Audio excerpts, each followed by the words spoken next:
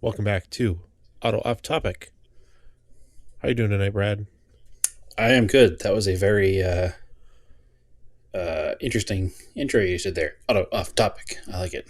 It's Yeah, very a little to the different. point. To the point. I like it. What's new, Andrew? What's new? What's good? Uh, let's see. I did a track night. I think I talked about Okay. it real quick. Um, in the G20. If you want to get right into that, or Yeah. yeah.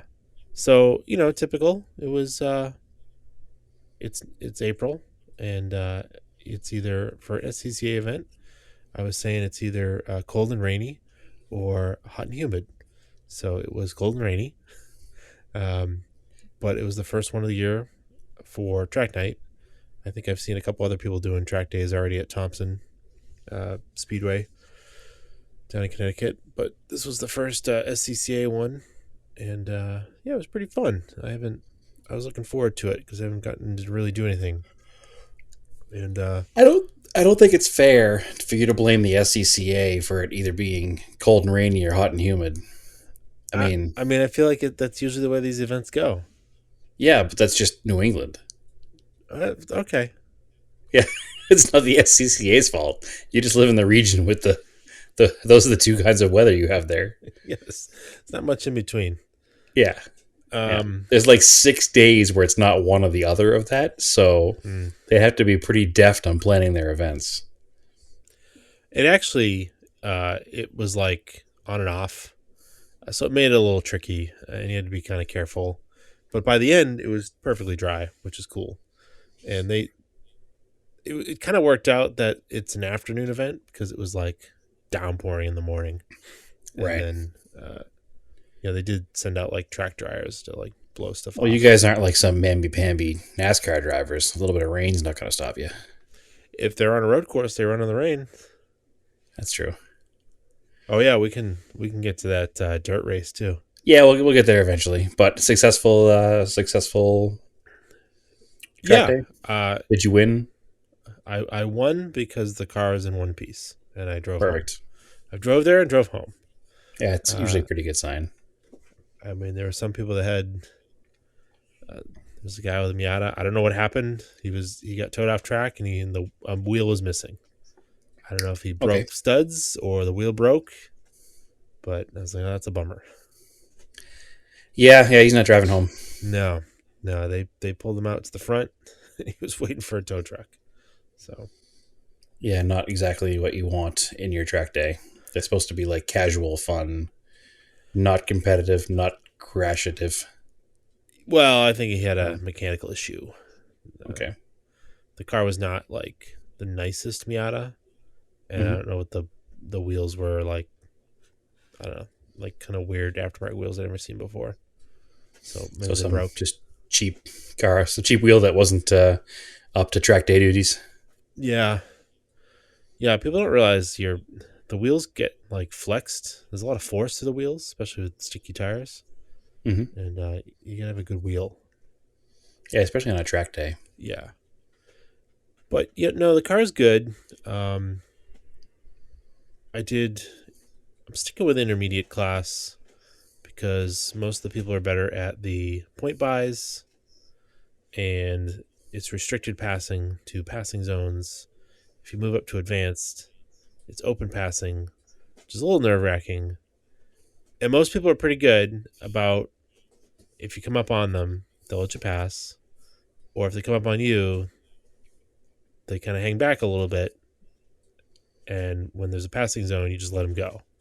Because you kind of, once people realize that you're good at giving point buys, like you're paying attention, they're usually fine with it. Except there was like one or two people that were like being really annoying about it. One guy was like totally riding my bumper, like Just too through, aggressive. like way too aggressive. Like, dude, if I make one mistake in front of you, you're into the back of me or into my Yeah, side. that wouldn't be good. It's like super annoying. Like, there's no need for that. Like, go do the advanced class if you want to just pass wherever you want to Yeah. pass. Yeah, the other problem with the advanced class and being in your car is you'd have to be on the mirror all the time because your car, it's not a brand new Camaro SS. Like it's not going to be fast in the straights and you're going to get people catching you often. And if you're an open passing zone, you're gonna have to like be worried about them passing you where they're not supposed to or where it's not safe. Whereas with point buys and passing zones, you have a little less of a issue with I that. have more control over it because the speed difference is huge. There's no Mm-hmm. and there was like Miata's running in advanced class, but they're also on like R comps. So Yeah, listen, you're a carrying Miata on way our more comps speed. is definitely faster than a G20 on Summers. Yeah, no Yeah, question. I just have 300 treadwear tires. I definitely want to move to a 200 treadwear, like a Zenus, for multiple laps. Just something that's slightly stickier would be a little Right. more fun, and I can Well, carry and more speed. the other issue dealing with is you have like 120 horsepower, and some of these new Corvettes and Excuse Camaros, me, and 140. I apologize. Had 140 when new. Now it has about 120. Now it's got 100,000 miles on it. No, it's in Um, quite good shape. I know. I didn't know what the actual horsepower rating was. I'm actually surprised it's 140. I thought it was a Yeah, little less. twin cam, man. Yeah, I but think your 4G63 twin cam non turbo is like 140, isn't it? yeah, it's 140 or 150, something like that. Yeah, So 2 liter twin cam, about the same. same era. That makes And sense. yeah, but like It would probably be fun to have them on track together. Actually. it would be very fun to do like lead fall. I mean, it was Yep. funny because at one point, a guy in I think a 2 series, an M2, or maybe not. I don't know what it was. It was an M BMW, but I'm lost on the new ones. It's not the newest one, but not like Well, there was an M2, and there's also a like 200 something, a 235M or something, which is not an M.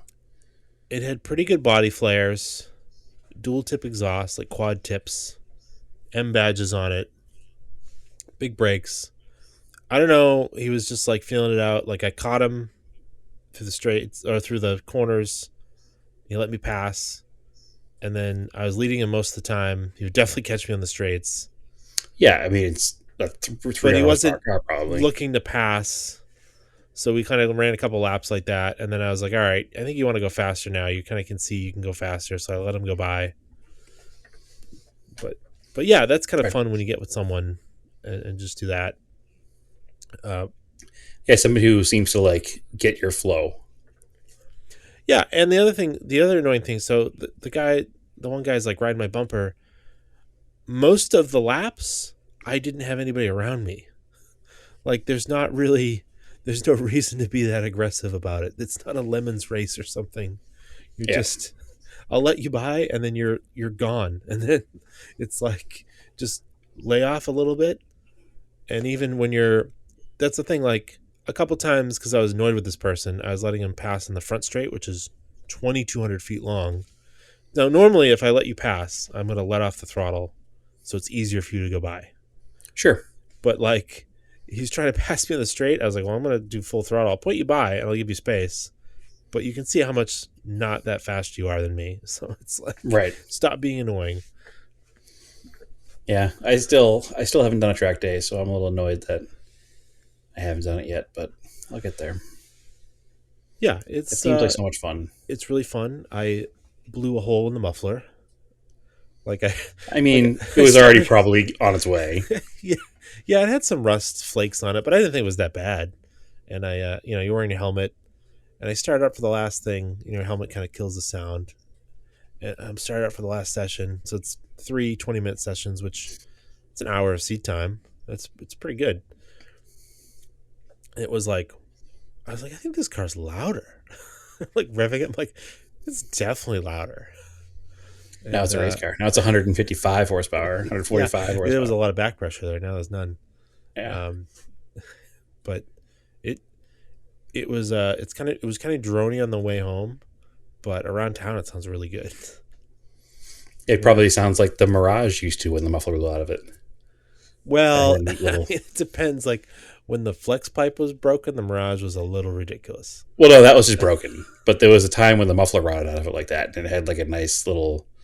It sounded like a sport tuned exhaust almost, Yeah, but droned on the highway. yeah. It's got a little burble and pop on overrun.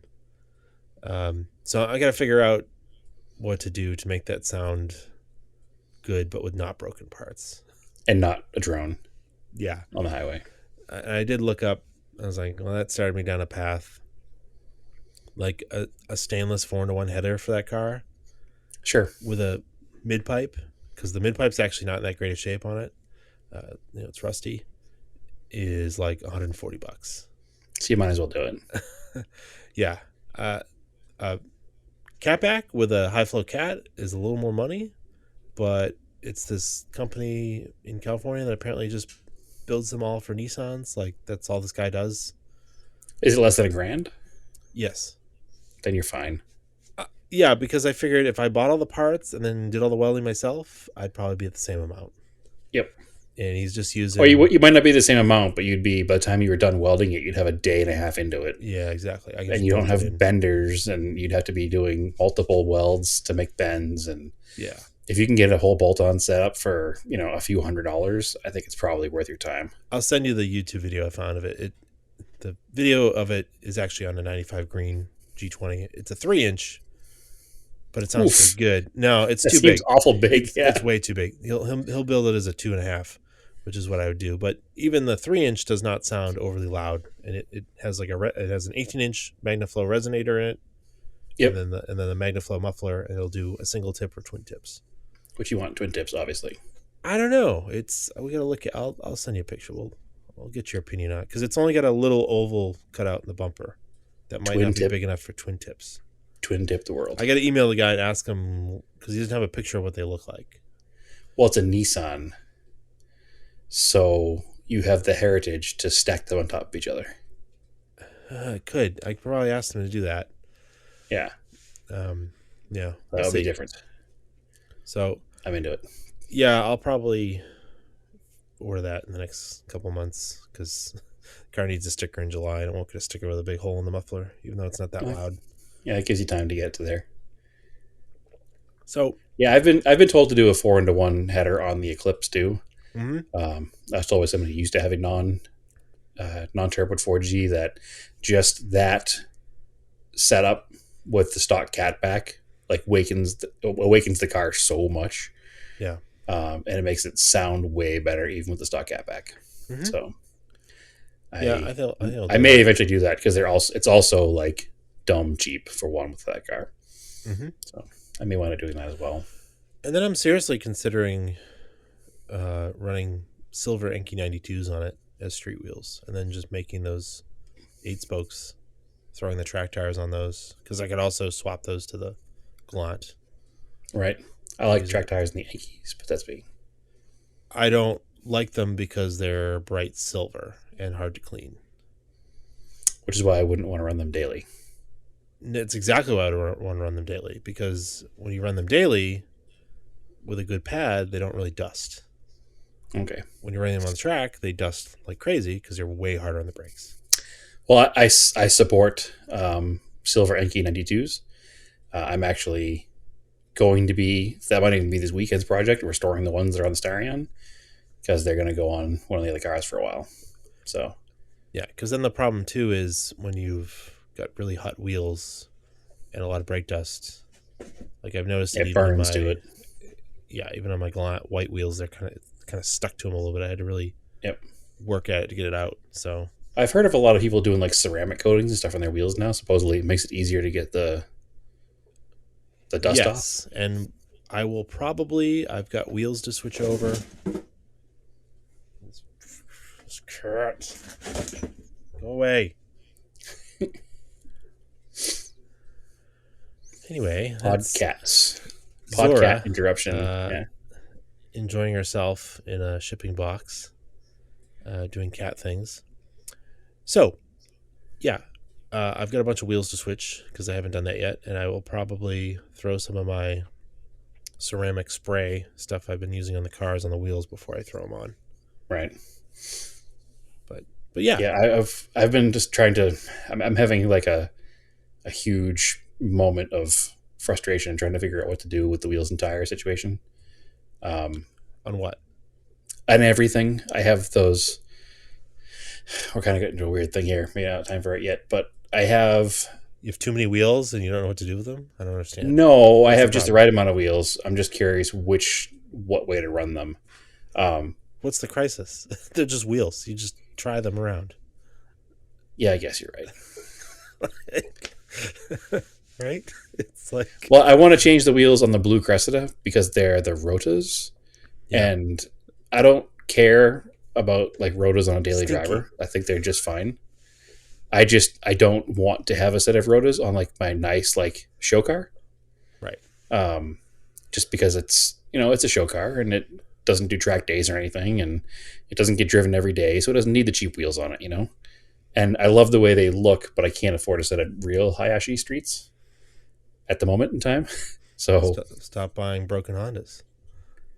I still wouldn't be able to buy a set of real Hayashi streets. And we'll get to that in a minute, that Honda's not going to be broken probably through this weekend anymore because I have all the parts. Um,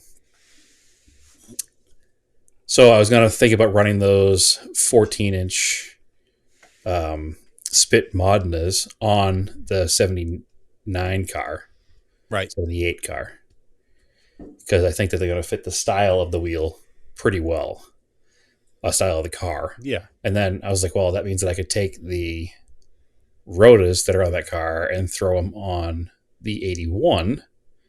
That's a daily, just because it's a That'll daily work. and they're rotas.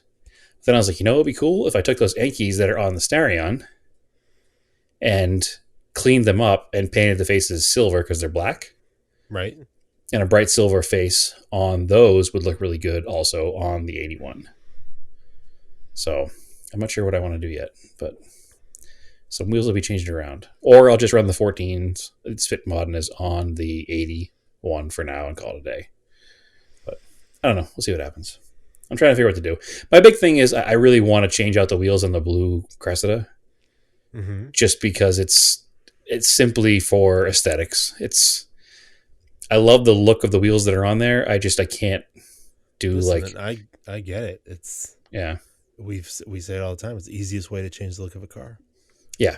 I purely changed the ones in the Talon because I was just sick of the ones I had, and it's a totally different car. Right. And that's why And I I'm might feeling change them with again the Cressida. And 'cause I also, have it's it. also because there's that secret shame in the vintage Japanese car world of running a set of rotos in your car. Is just kind of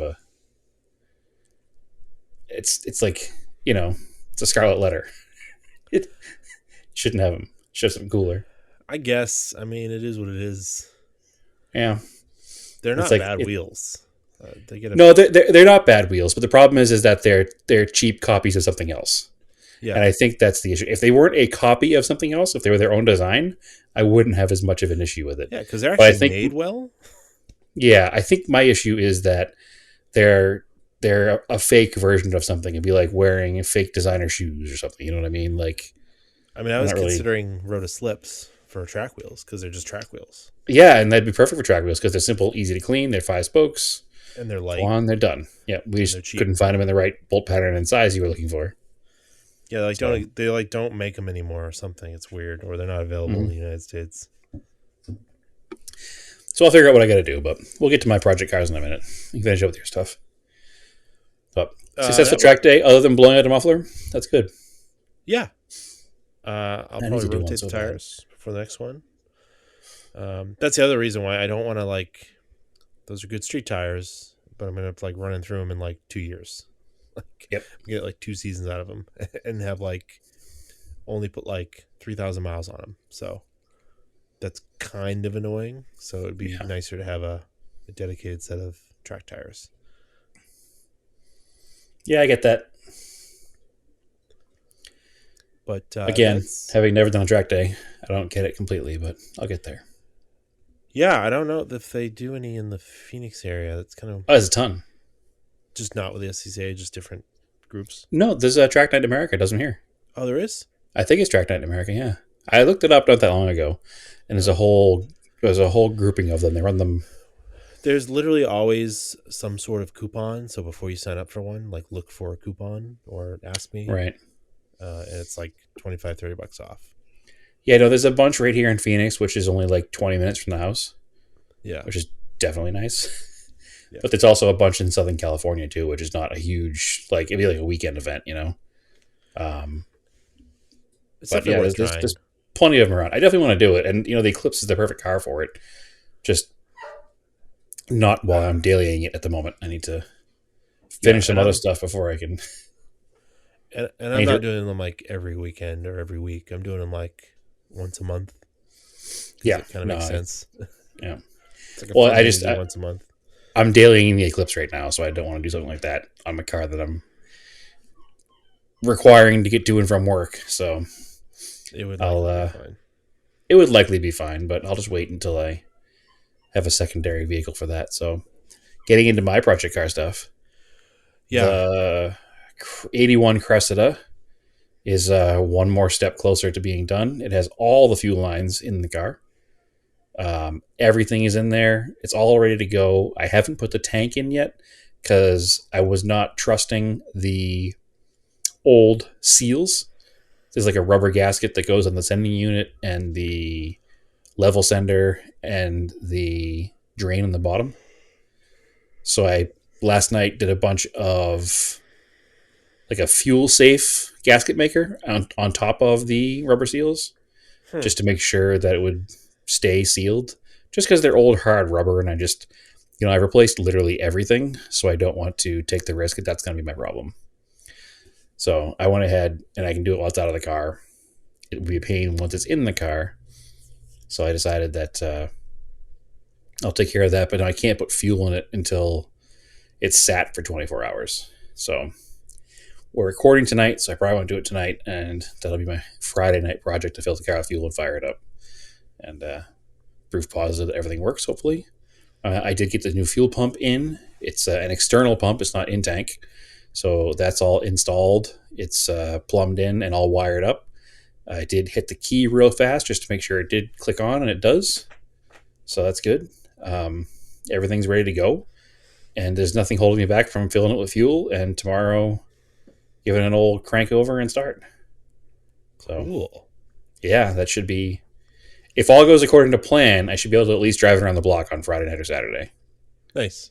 So that's exciting because that means I can move on to the next step and finish cleaning and detailing the interior and do a tune up on it and make sure the transmission works good and then go through the shocks and struts. And the car doesn't need a lot. So as long as the transmission works, because we have proof positive the engine works.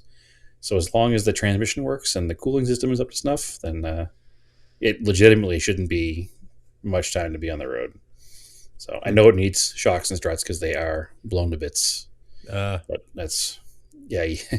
Not only is the shock itself blown, you bounce the back of the car and it bounces for days, but you can see where there's zero bushings left in them either.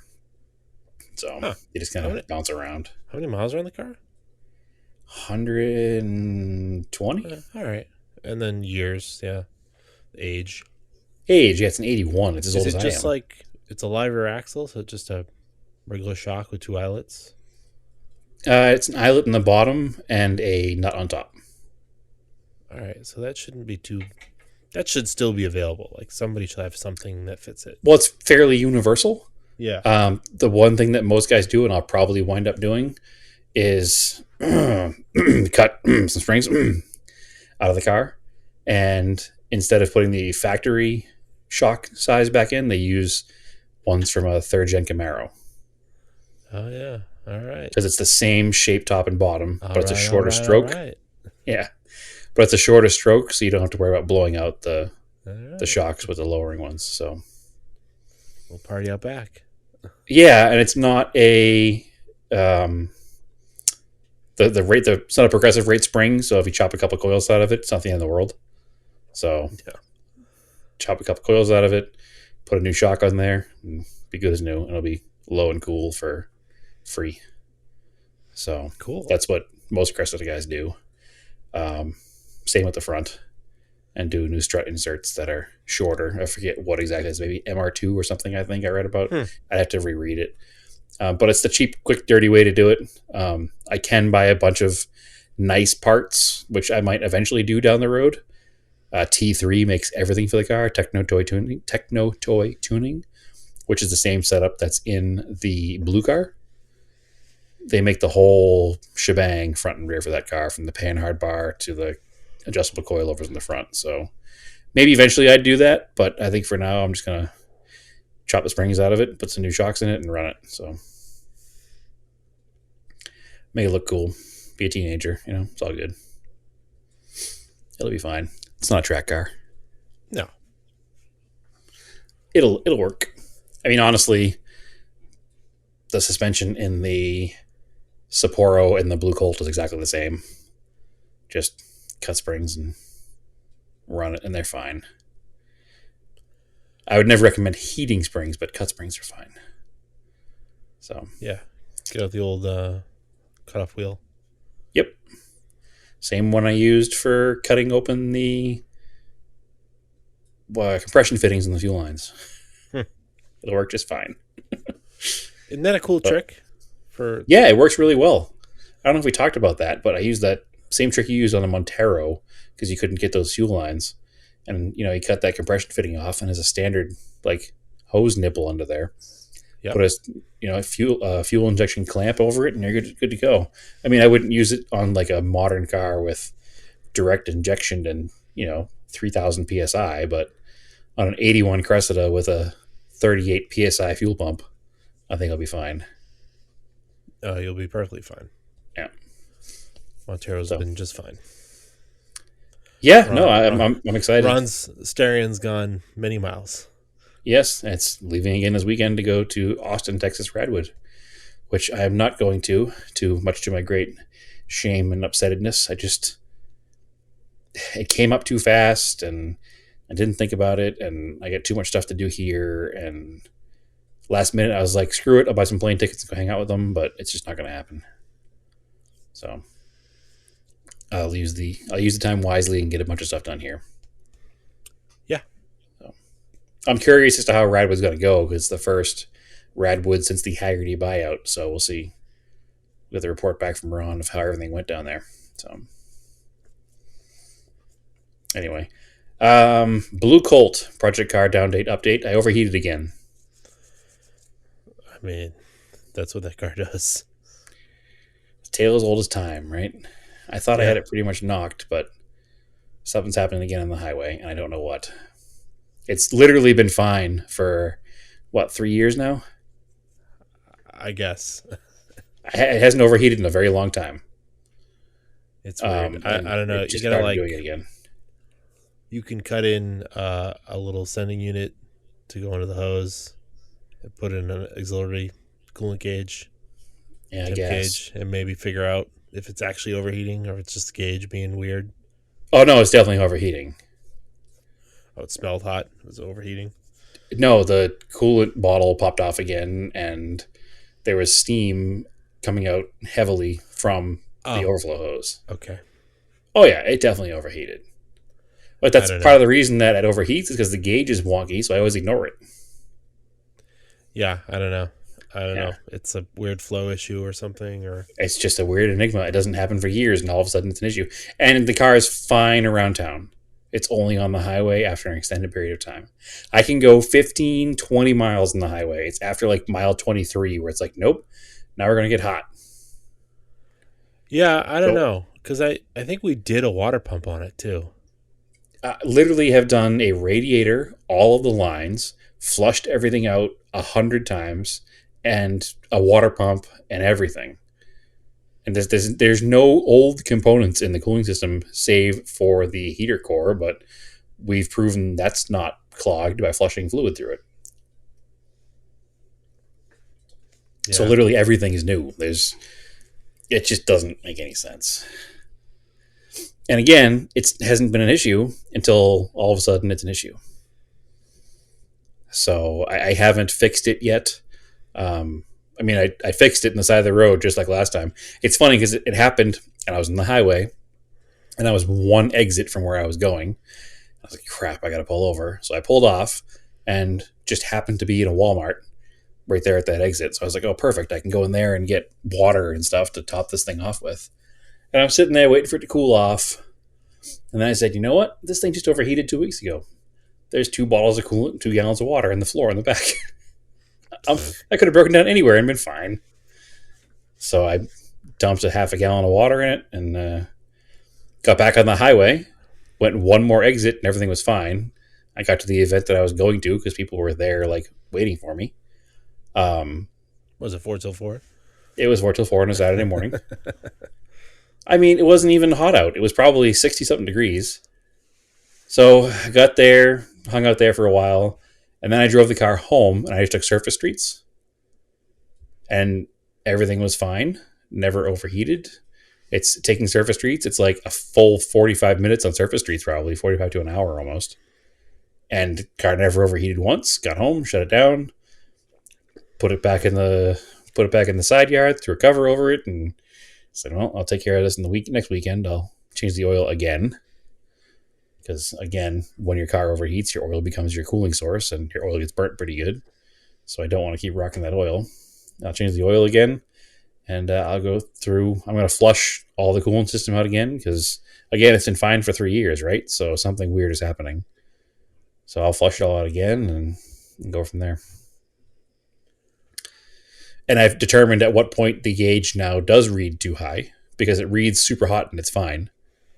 But when it reads like super duper hot, that's when I have an issue.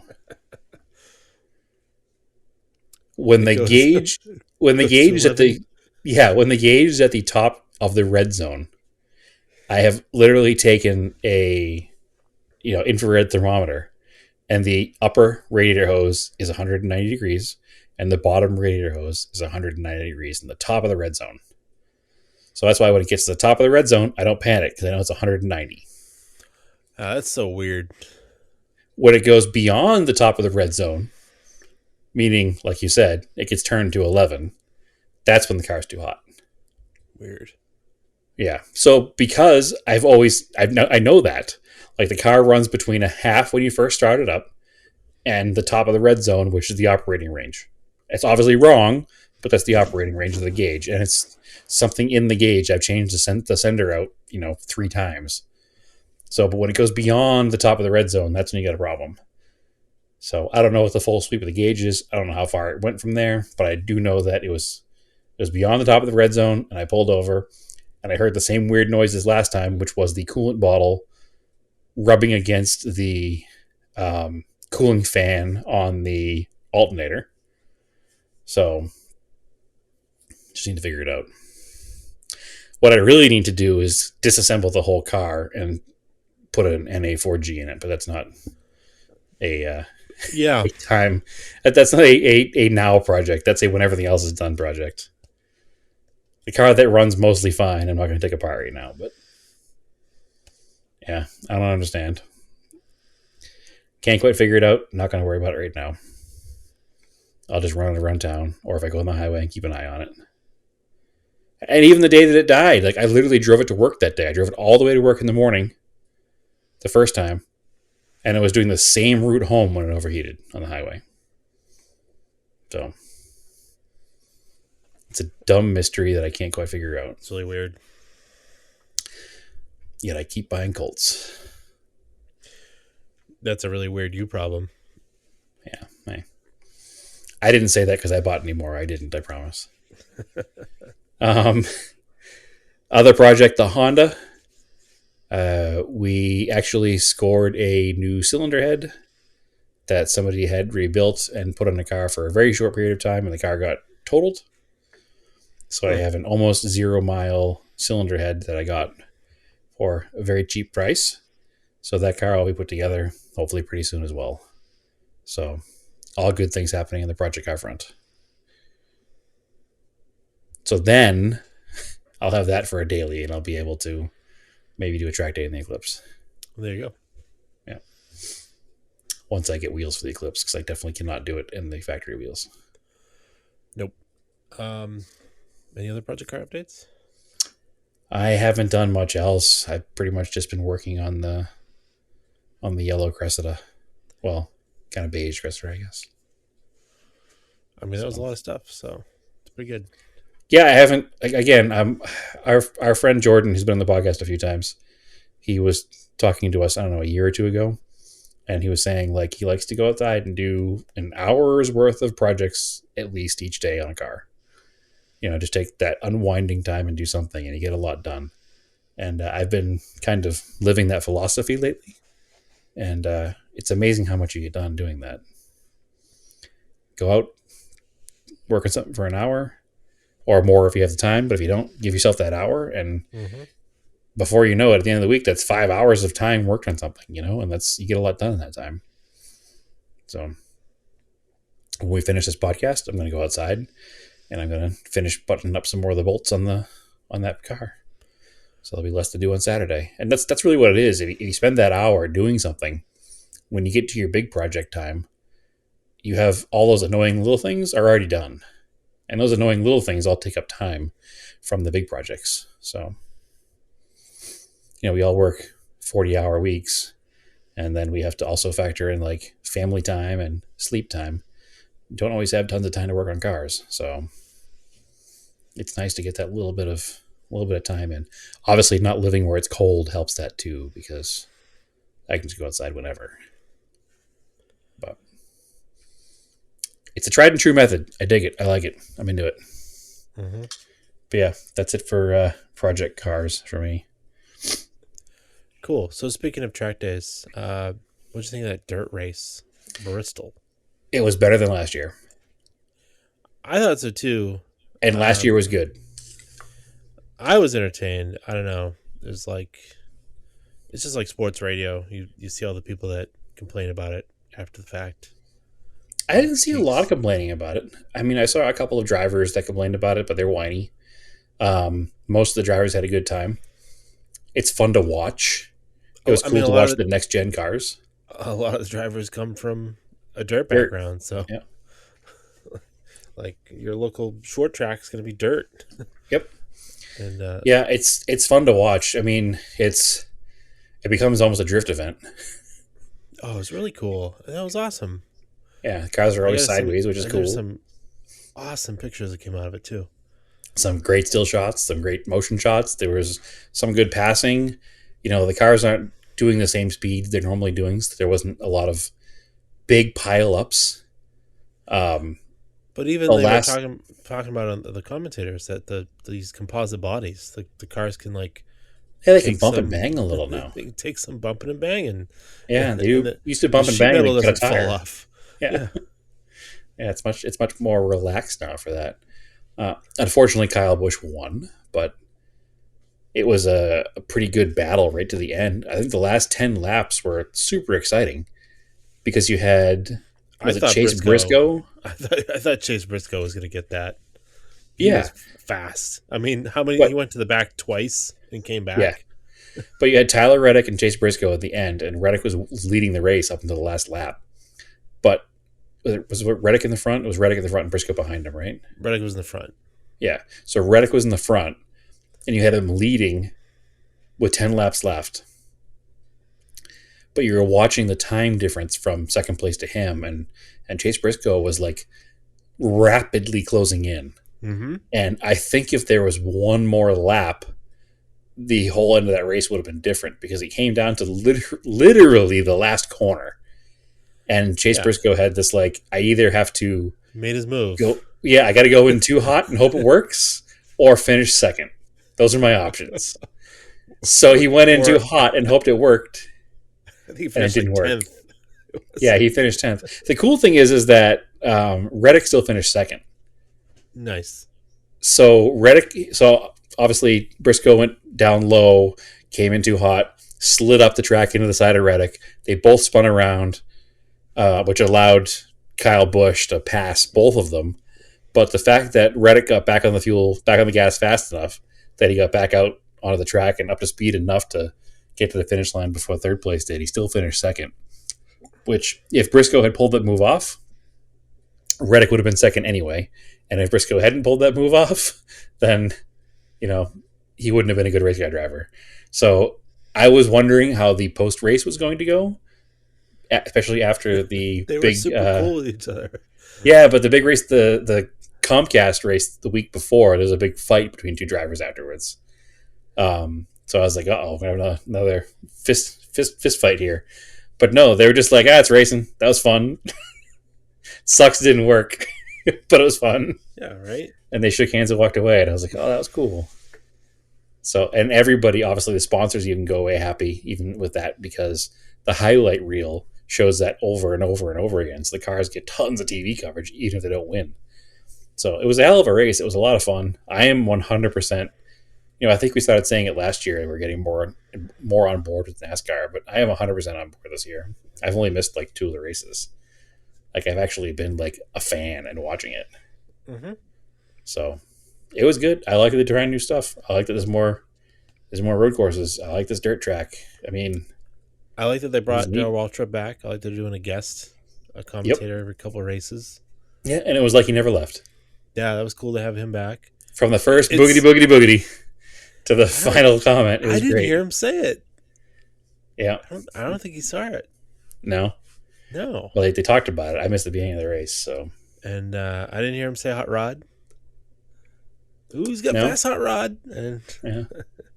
but I think that's kind The of tangent about his hair was pretty funny. yeah. It was. I Yeah. think it's kind of funny. Well, it's not funny, but what's fun right now about it is that all of the guys that were like big drivers when we were kids are now older and they're doing the commentary. Yep. So it's like they're still around, and I think that's what's fun about it. Yeah, what else are they gonna do? I know, but What it else like is Jeff makes it Gordon gonna do other than be a commentator? yeah, but it makes it like still familiar Mhm.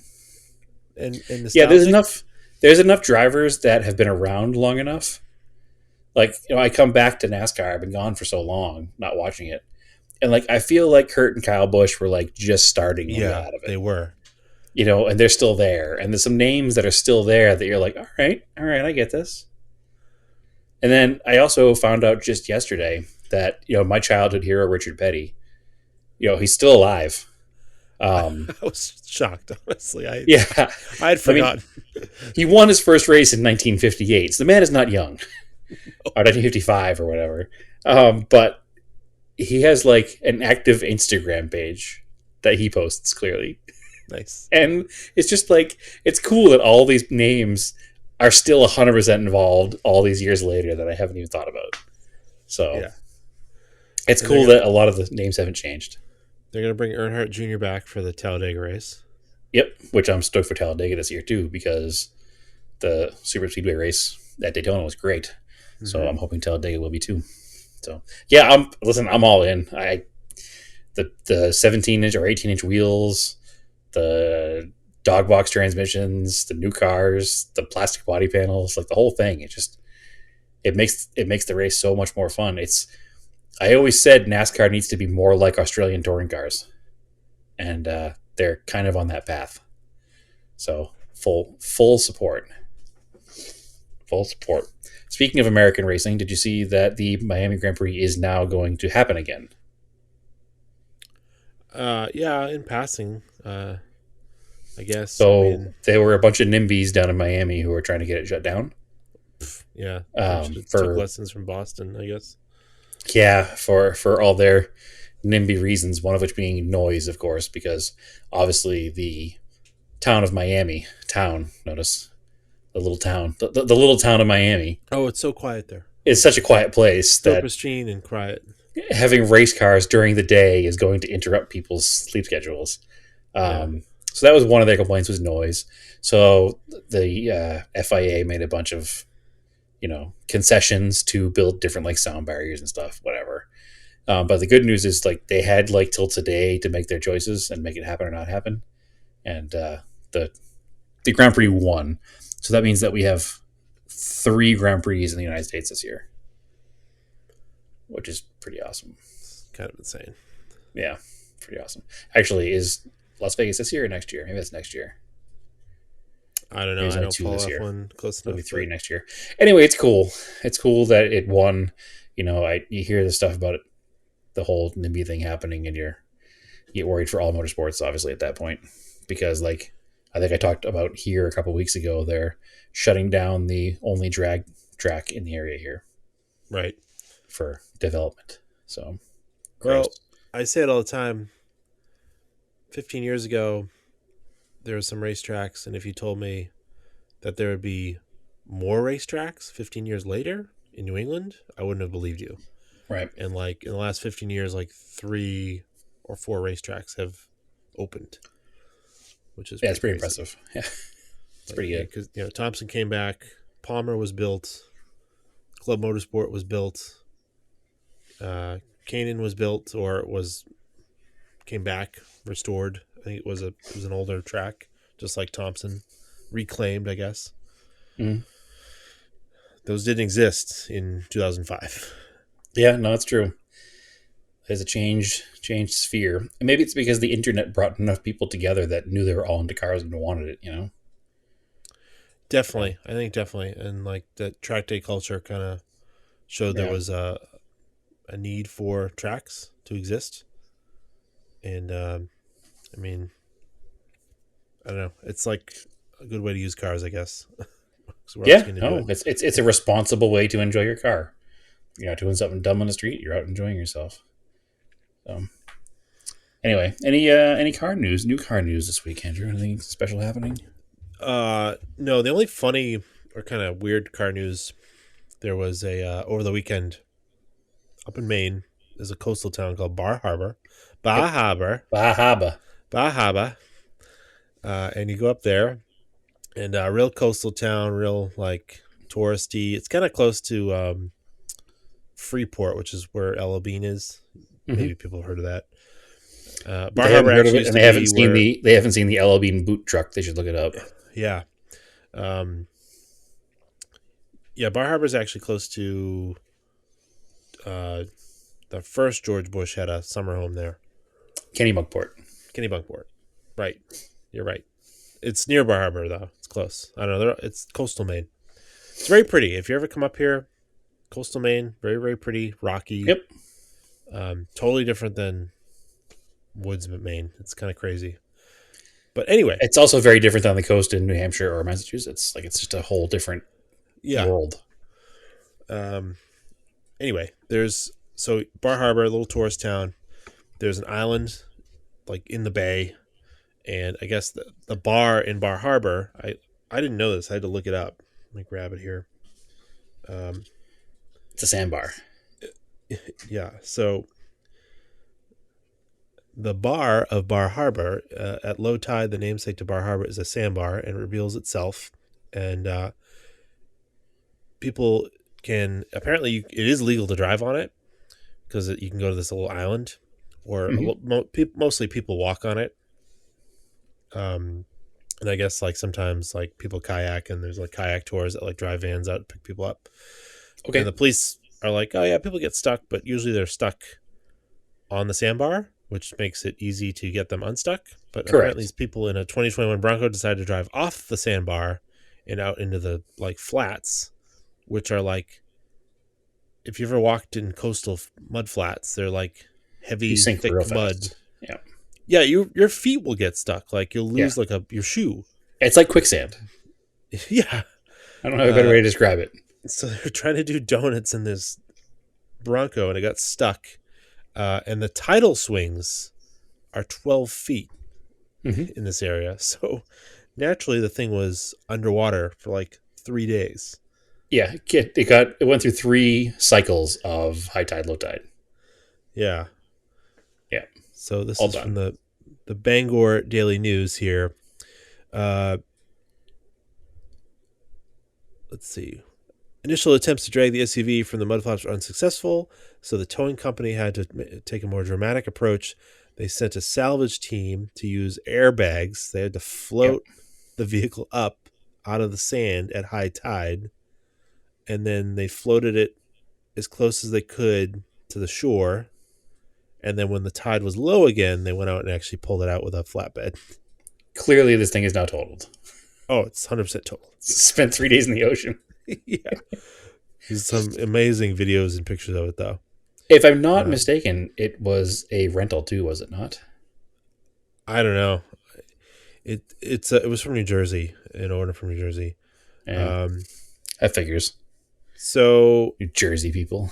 yeah, uh, it's a fairly common thing for us for vehicles to get stuck. Bar Harbor Police Sergeant Doug Burnett said, "It just gets really muddy."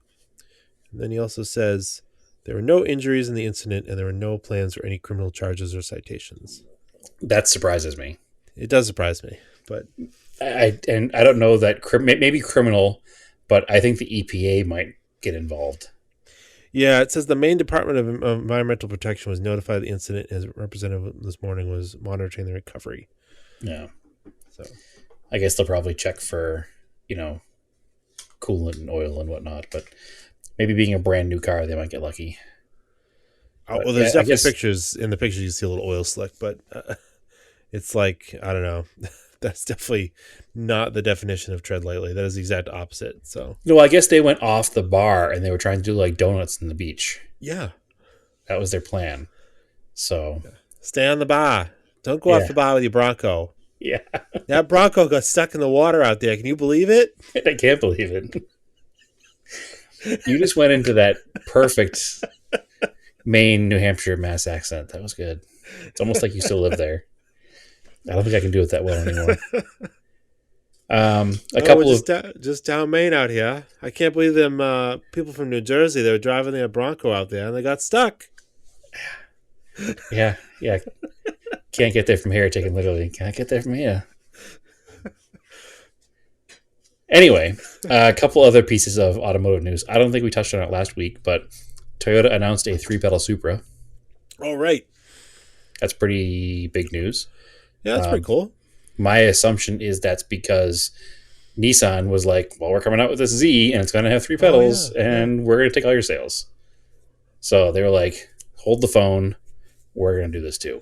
So it doesn't make any sense that it wasn't launched that way in the first place, especially since I think BMW had a version of that engine connected to a manual.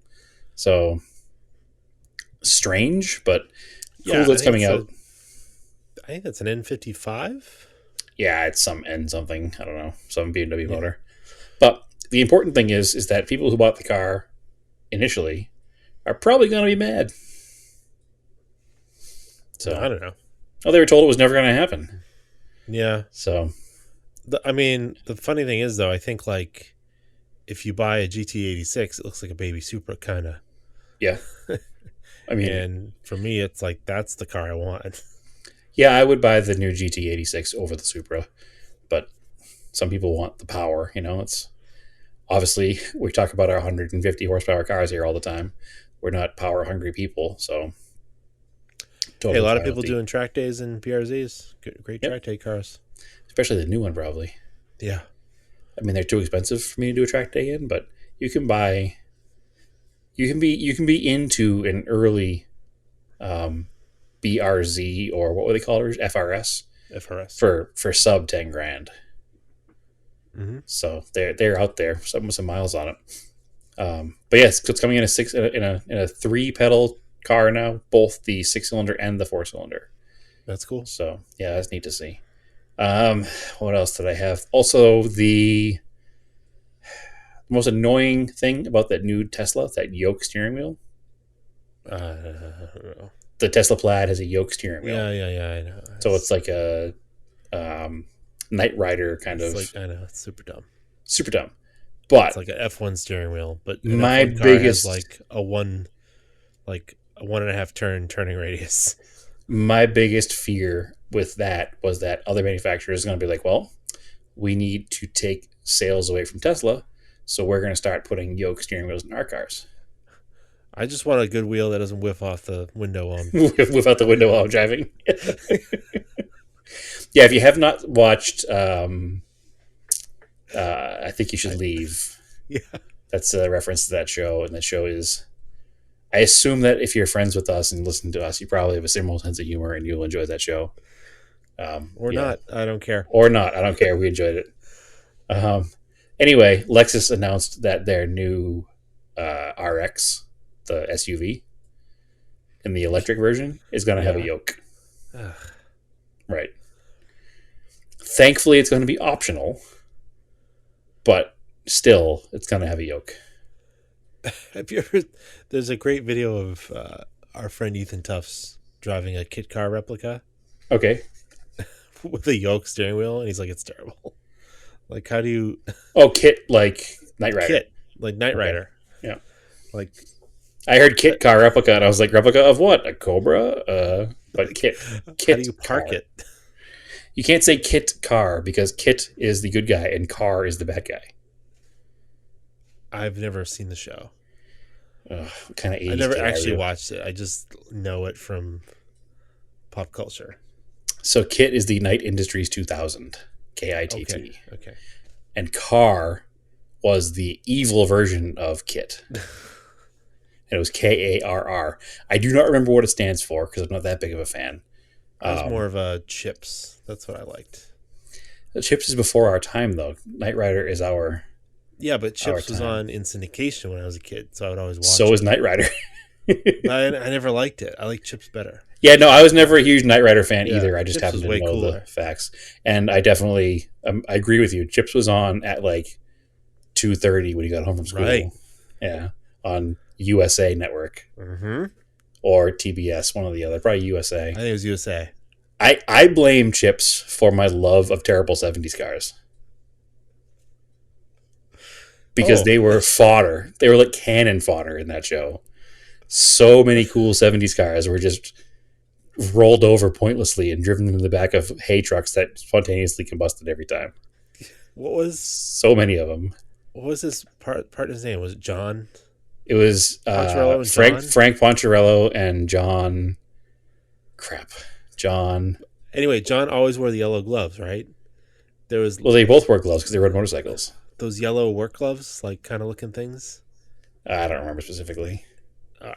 There was literally a guy using those as like driving gloves, and I was like, those like heavy leather Like gloves. the ones that like linemen use. Yeah. Nice.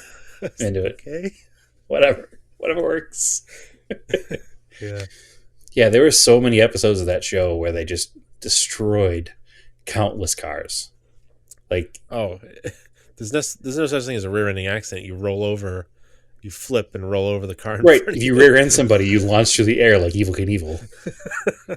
Yeah, it was definitely over the top. It was not a good show, but I was into it for the Oh, it was a cars. great show. I do remember an episode that might also say something about my like love of rally and stuff in the future because there was a episode where there was like a British car club that was doing a TSD, and one of the guys involved in the TSD also happened to rob a bank during the TSD. So they were We trying took to a like, time allowance for the bank robbery. yeah, they were trying to catch this guy in a blue MG midget with flames on the side, and those images are still in my head to this day for some reason. But yeah, maybe that's why. You guys get Maybe lost? No, we robbed the bank. maybe it all comes down to chips. My love of '70s cars and TSD rallies.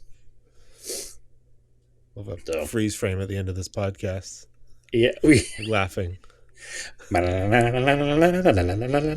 can't do it. I tried. I can hear it in my head, but I couldn't replicate it. Sorry to the entire audience for that one. Anyway, I think that's an episode, Andrew. What do you think? Sounds good to me. All right. All right. Yeah, thanks for listening. We appreciate everyone. Follow us on Auto Off Topic on Auto Off Topic Podcast on Facebook, Auto Off Topic on Instagram, Scale Autocast on Instagram. We are working on that, we promise. We got some stuff coming. Yeah, it's been very hard to get this once a week episode done. So Yeah, it's coming. It's coming. And follow me, Race and Anger, on Instagram. I'm also on Twitter, Race and Anger. Auto Off Topics on Twitter too. Not as active, but it's there. Is there anything else? I think that's it. Brad, where can they find you? you can find me on Instagram at TSISS350. All right, cool. So as always, keep cars analog and aim for the roses.